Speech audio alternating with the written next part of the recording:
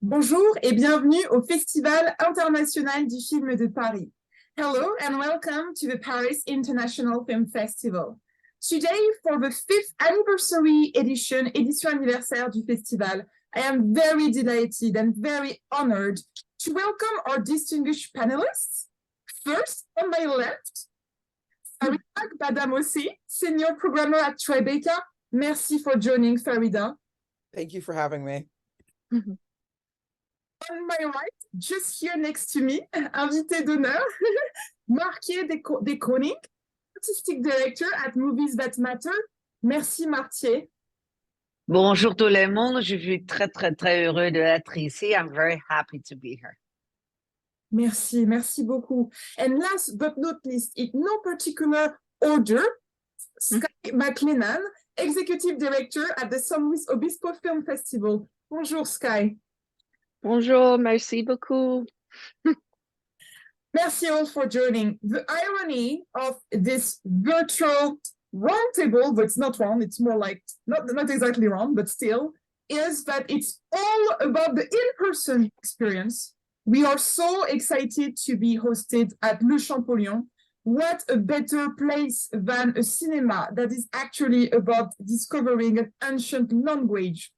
Thank you for joining and thank you for discussing the importance of in-person interactions at those events, which are admittedly full of very important artistic energies. The first question I want to really dive straight in is going to be about distribution. Of course, in an ideal world, film festivals should be here to be a home, a transitional home for filmmakers to find distribution avenues for their projects. Would you like to mention if you have maybe either a marché or a curated avenue at your festival, hopefully in person, but maybe also virtually, to make sure that your filmmakers find the distribution avenues they are so much striving for? Maybe first starting with Faridah? Well, I mean, I guess one of the things that I do try to tell filmmakers is that film festivals, while they are a tool in helping find distribution, it is not actually their main model. So like, whereas we are a space that brings industry together, and of course, we're an industry market where you can meet people from different parts of the industry. No festival can inherently guarantee distribution, but one of the things is create opportunities for you to meet distributors or to meet individuals, or to meet a sales agent or meet someone who can help you on your journey with your film. So one of the things that we do have is, of course, we have our industry meetings. We have a very large and robust industry program. We do some master classes, we do panels. We also have our happy hours, which happen throughout the festival, frequently hosted by different groups. And then, of course, we have our parties, and we all know that we work at every party we go to with a drink in our hand, or a mocktail in our hand. It is dry January in the US. And so what we want to do as a space at Tribeca is really create the space, create the environment where those conversations can definitely happen. I also think some of it is also just very much the difference between US festivals versus some other festivals, which are very strongly markets. Like you have the EFM that is attached to Berlin, you have Film Art, which is attached to Hong Kong. So I think the US has a very different approach to kind of how the festivals are kind of built, because they don't necessarily have direct markets. We tend to be more of a media market. We're a space in which we can connect you with press or connect you with the possibility of someone doing a review in your film. Again, no guarantees, but we are a space in which we are creating those relationships. And one of the things that we're really vested in is how do we maintain that? How do we maintain a filmmaker? How do we make sure that you stay within the industry? How do we create the space that you feel like you can take care of yourself to make the next film? And that's one of the things we're focused on. But I mean, I love going to an EFM. I love going to a Film Art. I love going to those spaces and having it very clearly, specifically be about these are the things I definitely want. But I think it's just a matter of just different models outside of the United States versus inside of the United States. And here in France, we know how much Tribeca, you guys, and you, Faridah, as the senior programmer, you're contributing for the filmmakers after their first debut feature to make a second feature and having seen through the world. And that's so important. And talking about international and also the European market, Margje, how do you contribute? I mean, come on, the Netherlands? I mean, we have such also a friendship between France and the Netherlands. I remember being at Gaumont, there was a saying that says, if a movie does well in France, it will do well in the Netherlands. You guys are like our trusted friends, but we don't want to let go. Do you want to just share with us like what your festival attracts so many attendants? How do you make it all happen for distributors to be part of that curated area? Yeah, well, picking up what Faridah was saying, I think, I mean, I've been to quite a few times to Tribeca, and there is a market and there's a pitching session, but it's also very important, which I think that's where we, in the end of the day, our festivals for attracts a lot of audience. And that's, I mean, if I go quickly in my mind through the market, there's a really good market at Hodog's documentary market, not like in Berlin, but it's there and it's rather strong. We've got Cannes, of course, which is a really strong market where we always attend as well. And why movies up? And then of course we have ITVA, which is huge. It's just been under like a few thousand international professionals just to really do business. And obviously, we are more in that respect a smaller festival, although we're the biggest together with Prague in the human rights world. We have our focus more on film and impact. So our philosophy is very much so that film is a starting point of a debate, of a dialogue, of encounters, of connecting. So what I started now, this will be my third edition in terms of industry on film and impact. So people pitch their impact plans, and which is very interesting that distributors start to understand that film is not only distributing it on festivals and making it work for different broadcasters and so on, but it's also a really, really highly important tool, so to speak. I mean, it's respectful, not disrespectful, to come across the content of a film. If you think of now, The Territory is a very strong example. Writing with Fire, I'm talking about more the Oscar kind of films where people think like what participant in the States obviously are doing. That film has a long can have a really long distribution arm, so to speak, with a lot of contact and impact. And I'm personally really interested in that because I think the fact is everything is personal in the end of the day. And I've been a filmmaker for a long time. And I know before I became commissioning editor and now festival director, people work very long and a hard time on a film. And to make the films happen, especially which are at Movies That Matter, they all have a really strong human rights angle, of course.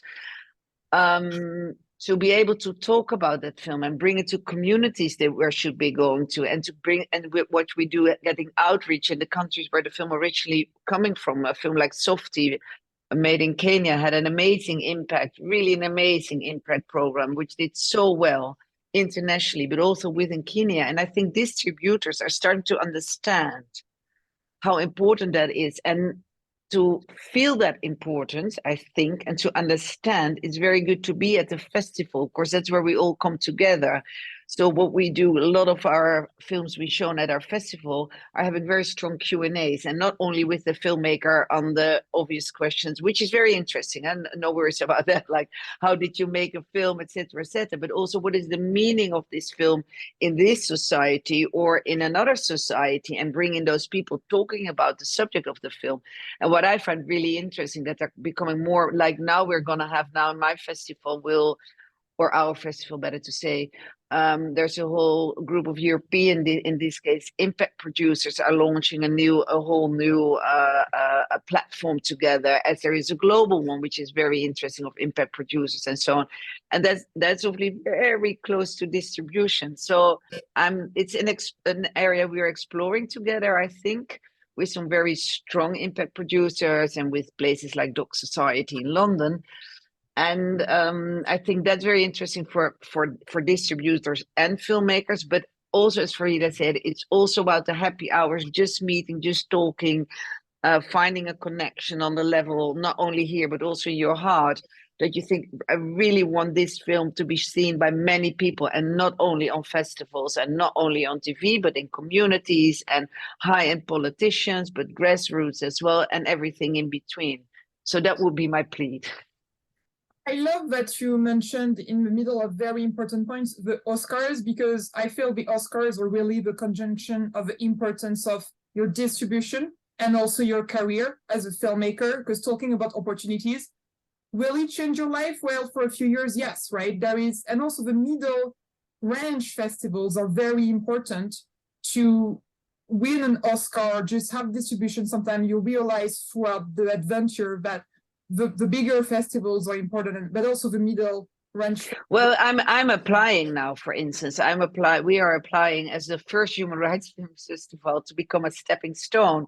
Because if you talk about diversity and inclusivity, it's like in a festival as ours, it's like filmmakers literally from all over the world, of course, are in our festival. So I made a strong plea. Like, I think it's about time. If you talk about inclusivity, diversity, not only filmmakers from the rich Western countries, from the States and so on, but also there's like an amazing new generation who made like 15 documentaries called Generation Africa. I worked together with DocuBox in Kenya, with film teams in South Africa and so on and so on. And then for them, if you talk about the Oscars, but maybe that's another subject, it's very difficult because in the end of the day, to get on the short list, you know how it works with films of Netflix and Netflix originals. So they put in so much money in order to get people to vote, and I hope that will change a little bit. That films like The Mole Agent, Writing with Fire, The Mole Agent would have never made it before COVID because they just literally didn't have the budget. Whereas in terms of content, highly important films. Okay, I can talk about it forever, so I'll shut up. Not at all, not at all. It's very inspiring, and I think what you said just raises more questions. Skye, your festival is based in St. Louis, one of the most beautiful cities in the region. How do you use that space to also grow a curated area for something as practical as distribution? Yeah, I'm gonna be honest with you. It's been tough. So just to give a little context, San Luis Obispo is about 3 hours from LA and 3 hours from San Francisco. So we're directly in the middle on the central coast of California. And so even though we are close to LA, we're a little bit not that close. And we're not a Tribeca or a big festival where we have that industry impact per se. But I think in the past we've always been trying to get people to come here and connect them to filmmakers, and I've seen that I'm not really seeing the value in that as much anymore. Like the other people have mentioned, like I think really what a filmmaker gains at our festival, at a regional festival, is really seeing how a community feels about their film. Yeah. Having those intense Q&As or those impacts, where, you have a documentary and you can talk to someone about it. We partner with a lot of nonprofits as well that are doing the work here locally. Wow. So you can also learn about that as well. But I think that as a filmmaker, that's really valuable for you to have that experience, is to see how your film plays with just an everyday audience. Yeah. And as far as the distribution model goes, it's so it's so different now. And so you might get a deal and get your film up on a streaming platform, but you're still having to hustle and market your film and put it out there.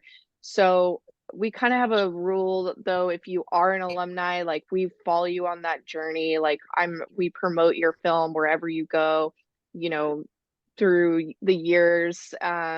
So we help you with that. And then, we do invite people to the festival for you to connect with. But one thing I think is that we've found really is that there is an industry here, but people aren't able to connect. So we work with another organization as well that's really focused on Central Coast filmmakers. And we started an expo, actually a film expo in the fall. We partnered with them on that and really just offering workshops, classes, and those opportunities outside of the festival. And it was small, but it's like one of those things that's going to slowly grow. And a big part was that, yeah, people just don't even know that they exist here, or where to get camera equipment and all those kinds of things. So we have a lot of work to do in that way. Our industry is yeah, it's changing. So it will always be a part of our festival, but I think leaning into that community aspect is what's really valuable for a filmmaker and what we can actually provide. And I I just know wanted the to power jump in. of your community being a juror. I mean, your films are incredible, and the community, Oh, thanks. the team, I think is so important, and it really shows. And the films are just amazing. And I think the award went to a French movie, but it's not my fault. Oh, I was just gonna add that, like, that point you said about how distribution is changing in general. I think like it's one of those things where it's just like one of the things that I try to say, this is just a me thing, not like a specifically Tribeca thing, but one of the things I do try to say when I speak to filmmakers is one of the things that you need to think about when you are putting your film out in the world is your goal solely for this film to go the distance, to go to every award show or every place, or is your goal to be a filmmaker who continues to make work? Because those paths are like they can happen, but the thing is, like, what your interest is at that film festival will fundamentally change, and how you should approach the festivals you're going to and what you do at that festival will change. So, like, is your goal to go to that festival to figure out how to build your next film? Or is that goal, when you go to that festival, like, to figure out how to get this film into the next spot and the next spot and the next spot? But all of those require work on your behalf. We as festivals, and the reason why it's really important to have them in person, is to help provide opportunities for you to see what those options could look like. And I think that is really why we exist. To, like, kind of be that, and I think that's also why we were created, to be this space in which filmmakers can imagine the different futures that they want and what they could, and what are the paths that you can get there. Because distribution right now is complicated. And it's for some people a little bit up in the air. And one of the things that we want to do is be a place in which filmmakers can have those conversations with each other, can have conversations about, okay, I need to figure out where my next editor is coming from. Or so, like, one of the things I think Tribeca, and this is Tribeca and not me now, really is interested in is, how do we build a community of storytellers? How do we build a space in which not just you're in conversation with your audience, and we have the amazing New York audience that you get to meet, and they are very opinionated, and they tell you exactly what they like and what they don't like. We got people from all walks of life in New York, which is really great as a space, because you can show a film about pro skateboarders, and then in the next theater show a film about the start of house music in Detroit and how people dancing. Probably not the same group of people. And those were at our festival this past year. So one of the things, so we have this amazing audience, but really we also want to be the space in which storytellers feel like they can come and have those conversations about what is happening within the industry and what are the ways that we can all work together to, like, help keep the community going. Because I really do think we're all part of this larger community. And I think film festivals are a space in which you kind of grow that out. So it's not necessarily, hey, I can definitely say this is how you can get connected to Netflix. But what I can do is, hey, this is a space in which you can be in conversation with people who are all trying to solve what the industry becomes. Because we are in a state of change. Yeah, exactly. And to pick on that, is what I said at the very beginning. I know this from Tribeca, I know it from myself, and I know it now from you as well, that it's also related to audience. And what I always get back from the filmmakers, that they really, for them, it's so important to hear what an audience says in New York, at your festival near LA, in the Netherlands, because The Hague is obviously the city of justice and peace. The ICC, the International Criminal Court, is there. So you get all those kind of people. So you get, with your film, people say we get totally different Q&As in the different countries, which learns us about our film. And you can nearly think about how you then think about your next film, because you can think about distribution, all the rest of it. When I give a masterclass or anything, I always say, like, you start with your next film, what do you think? How does your heart, your mind and your heart work together? And are you prepared to make that film for the next 4 years, because that's where you're busy with? And how do you then? And then you'll find your distribution and so on. So I think festivals are exactly as you're saying. It's also a meeting point with surely your audience, but also what I hear back, that filmmakers are listening to the Q&As of other filmmakers' film and finding their inspiration to shape their new film, or think about their new film, or talk about their new ideas for a film and so on. And as you were saying as well, it's like we call it now, I prefer to call it the movies that matter family, which is a professional family who look after each other, who talk to each other, who reach out to each other, which is not only on the festival, but also when you make your film, you're shaping your film, you're thinking about your film in rough cut stage. What we do, we have a rough cut session, which is incredible how that becomes a small community in itself and so on. I think these kind of things, we are like you, we're not a big industry, but we train all the pitching teams, and they become a family, and they come back to Movies That Matter because they know each other and they love to come back. I think that's also where festivals are about, and they meet each other they meet each other again at Tribeca or wherever. Like, we're in a network of human rights film festival, nearly 50, so the films travel through the network, for instance, and that's fantastic for them. I think that's also highly important. It's so important. And talking about practical tips, can everyone around this table mention maybe one thing she wishes filmmakers would know and don't do enough at festivals to make the in-person experience valuable? What is the one thing you would like everyone to know? Maybe Faridah, yes? Follow up. I feel like people, I mean, I think this is just an in-life thing. It's just a networking tip.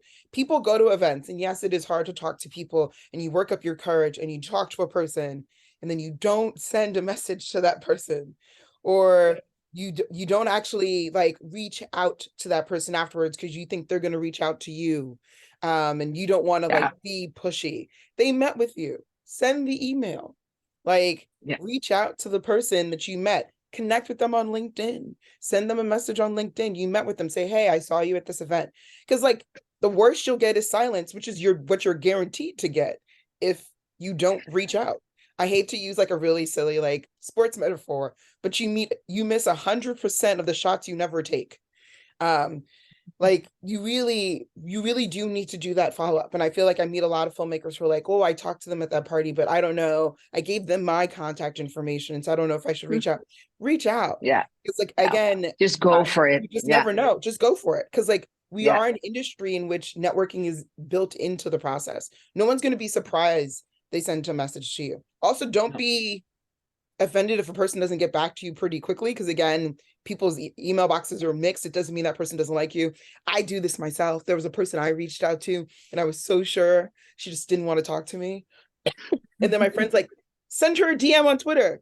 And then I did, because my friend forced me. And then we became friends. So like, which is true. Like, I had it today. I met somebody at the screening at ITVA, a really great guy in England, and he said, I'm making this new film. Who should I be reaching out to at the Dutch public broadcaster? And I do react. I say, oh, do this, and I give you an introduction, because we all want the films to be made. You know, we all are searching and hunting for good films and helping them shaping. But you're so right. Everybody is busy and so on. So don't hesitate. I agree totally. And team up. If you want to make like bigger films, team up internationally, find people you think like, that's a really cool film. I like the DOP, just reach out. Or I like the editor, or I like the soundscape of it, or I like the composer from film, from totally something else. And people love to work across all the, all the continents and so on. So reach out. That I agree totally. That's really good advice. You have in person, right? I really agree with what you both said in terms of like social media. Even if you don't have a person's business card, it's still okay. And also thanks to IMDb now, it's really easy to just reach out to someone. Yeah. And the experience you so dearly loved in person, I completely agree. It's so sad when you meet someone, but never get to follow up or meet the person again, because then it's a bit pointless. And I also love to talk about authenticity. Like I always we encourage at the festival for everyone to be really authentic. Because if it's not authentic, then it's pointless, isn't it? It's like, just go for it, talk about what you're passionate about, talk about what you need, don't try. Yeah. Find your own way into a story. When I teach or anything, I say everything is done, doesn't matter at all, but it's your relationship as a filmmaker to your subject. And if you translate that in a passionate way, there's always people who want to invest in your film or something, I think. It's very important. What about you, Skye? You always learn, yes. I would say my biggest thing is immerse yourself. Do your research about where it is you're visiting and find out where the coffee shops are. Find out where people hang out and just put yourself out there. And I'm not just saying just at the festival, but in that community, you have an opportunity to visit a place and share your story, and you never know who you will meet, and you never know what kind of experiences, or maybe you'll come back and shoot your next film there. I think, we do our best to market the films, but the films that do the best at our festival also have the filmmakers promoting their films within that community. So we had one film this year who I saw them do it in every location that they went to. They did a big social media campaign. They kind of did a call out of what time and when their screenings were. When they came to town, they were all over the place, handing out flyers, all those kinds of things, just maximizing the experience, maximizing the networking, and not just expecting like, oh, it's just going to come to me. Like, I'm just going to get all of this. Because if you have the opportunity to travel to a festival, I mean, it's also really fun. I think immerse yourself. And all the I had one filmmaker this year. I mean, he was in the theater every single day, and he hadn't seen movies in a long time. It was his first in-person festival, and he just came up to me at the end on the last day, and he's like, I just had so much fun, and I made so many friends, and I just had a blast. And it wasn't just filmmakers he was interacting with, it was all kinds of people. And I really think that's valuable to you as a creative person as well. So. Yeah. Totally agree. And do your homework before you go is a very good one. Do your homework. Know who is there and who you would like to meet. Yeah. Do your research. Anticipating what you need to basically, to sum it up, your goal, following up after, but just when you're there, really immersing yourself. Just make the most of it. It's just as simple as that. Just enjoy. And sell yourself. Don't be too shy. Don't be too, just, you've got something to bring. So show it. Don't be too shy. I think as well. Yeah, people want to talk to you. Sure. They really do. Whether you like it or not, sometimes you get trapped, but That's life. Yeah. Yeah. Well, talking about the augmentation of the experience, I believe Faridah has been working on a really exciting project about a virtual museum. I think also maybe at least the perk of this couple of years is that we could, as festival people, see what we could do to kind of make it more niche on certain missions or certain statements, try explore new avenues. Faridah, do you want to talk a little bit about your project? So it's no longer my project, but I used to work at Outfest. I was the artistic director of Outfest for a period of time. And while I was there, I started the Out Museum, which is the first, and I can say it was the first because I looked to make sure it was, the first virtual LGBTQ museum.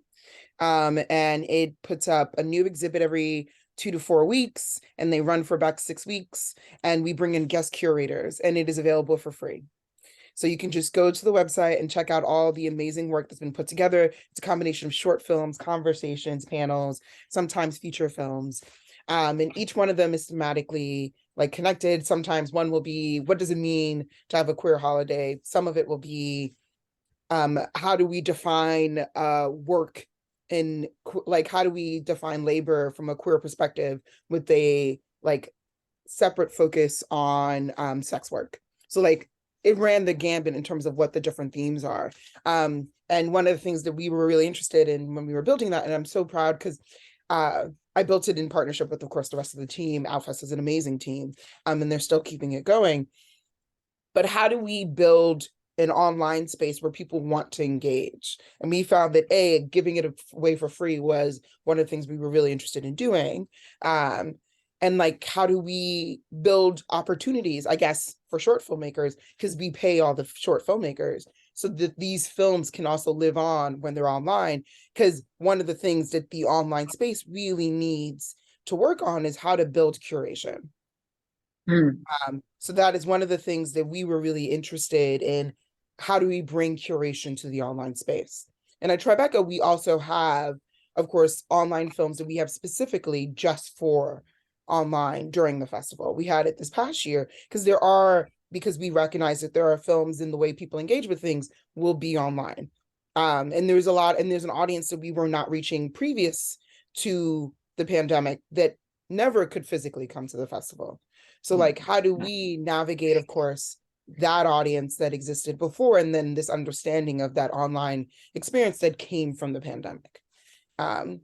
But I think we're all in this space of just trying to figure out, how do we bring curation? Because we're all ultimately programmers.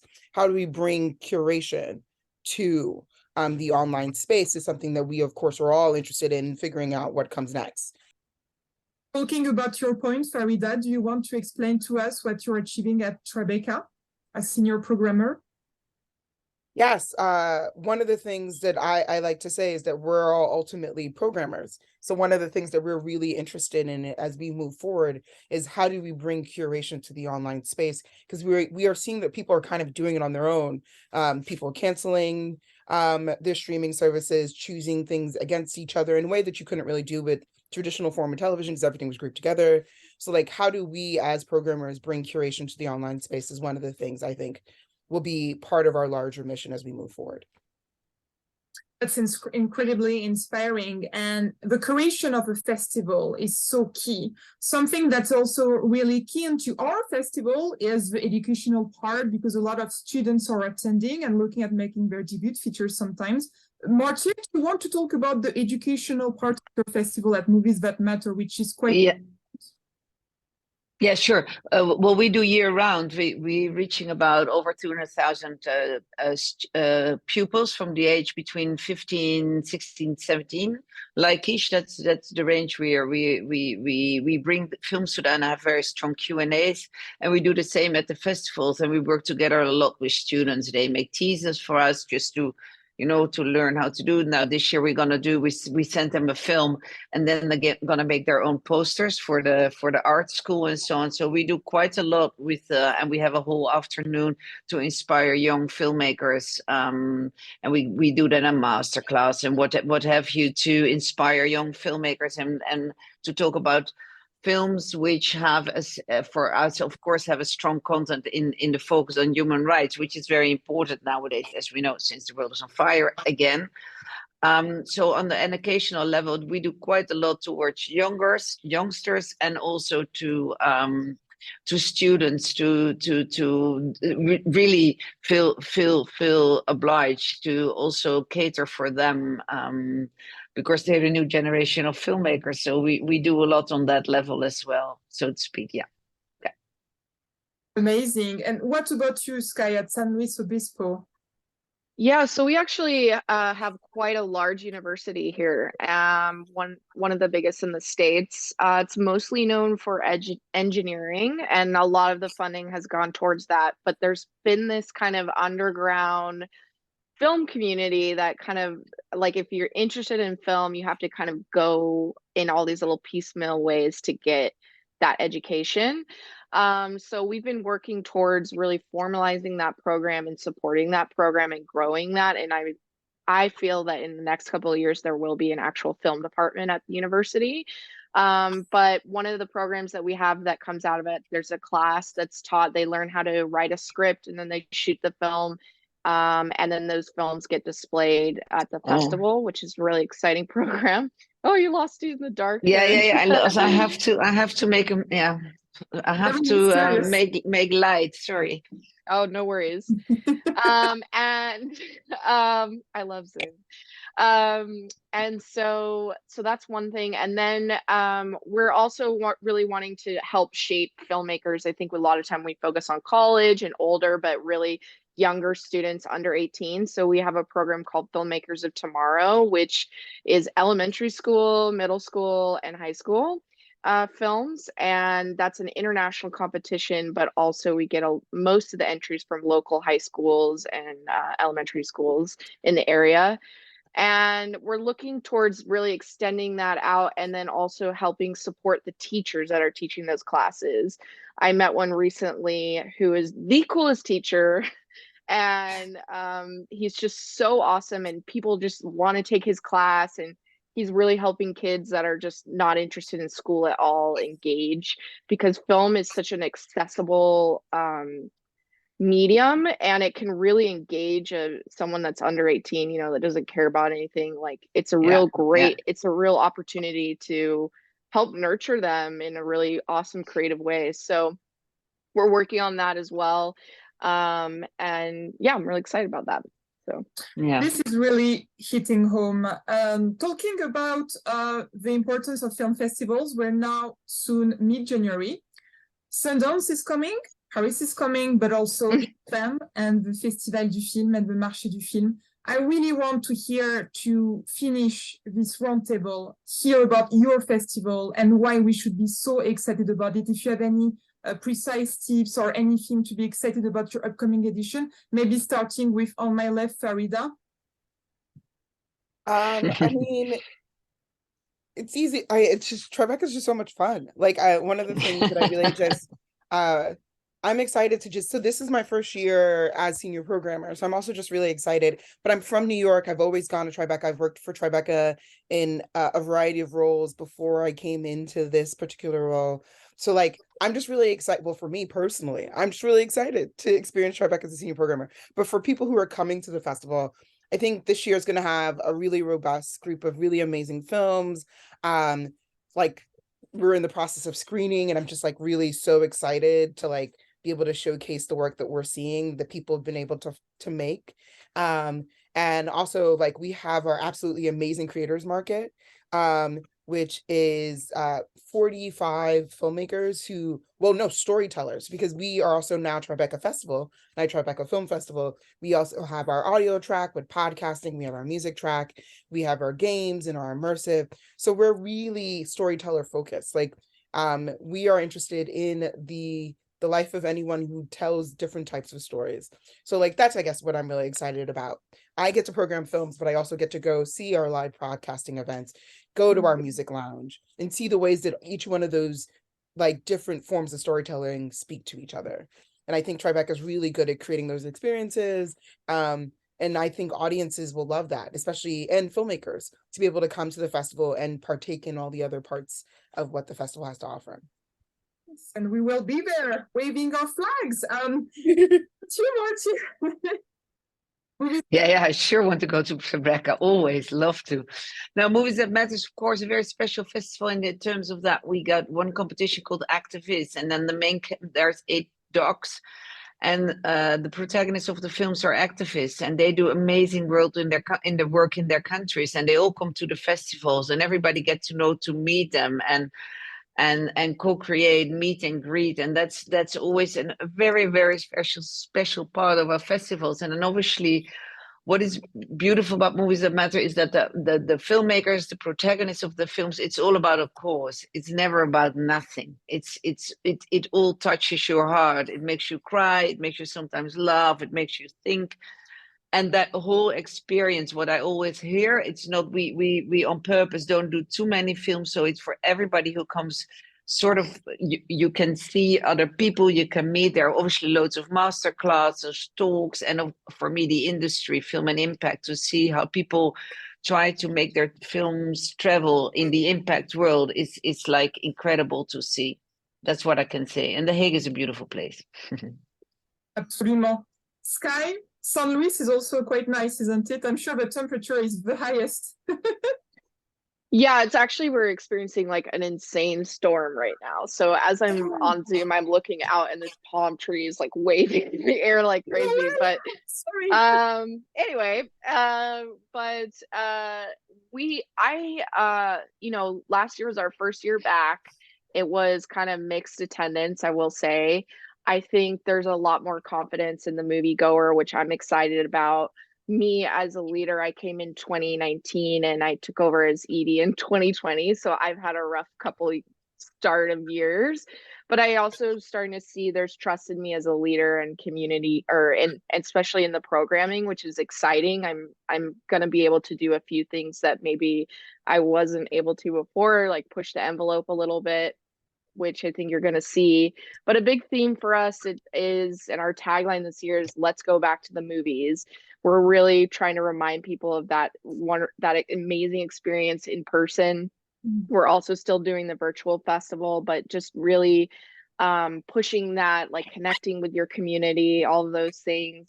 We've got some really exciting partnerships I mentioned a little earlier with other nonprofits, and highlighting some films and people that are doing the work here locally, which I'm excited about. And yeah, I'm in the midst of programming right now too, but We all are. I think what I'm looking for and what I feel our audience wants is just to feel inspired and energized. I mean, it's been a rough couple of years. I want you to come to the theater and have a laugh. I want you to cry a little bit, but also have just feel good. I think we all are kind of craving that feeling and have fun. Like, I really want you to remember that fun. I mean, I didn't enjoy Avatar, but I had a lot of fun seeing it recently, you know? So, and I hadn't, it reminded me of the first time that I saw it and what a just incredible experience that was. So I think there are really kind of, I think we're all as festivals trying to remind people of that feeling, you know? And Film even is an the late, amazing medium. Yeah, film is just an yeah. amazing medium for that. Yeah. Okay. And even the lady that's like eating popcorn loudly next to you, like, it's fun. It's important. Okay. It has to be there. We will make sure Yeah. it's there at Paris. Yeah, right. Very important. We'll all come. It's part of experience. Yeah, I mean, I love it experience. all. Yeah. Okay. Thank you so much. 2022, getting back in person. 2023, fully back in person and still exploring avenues in the landscape of a more digital world. And thankfully, Sure. amazing senior programmer, executive director, and artistic director who make sure that that experience keeps growing and alive. Merci beaucoup all for joining. Very appreciated. And we can't wait to participate to your festival whenever that happens. Okay. Thank you. you. Thank you. Bye-bye. Au revoir. Bye-bye. Merci.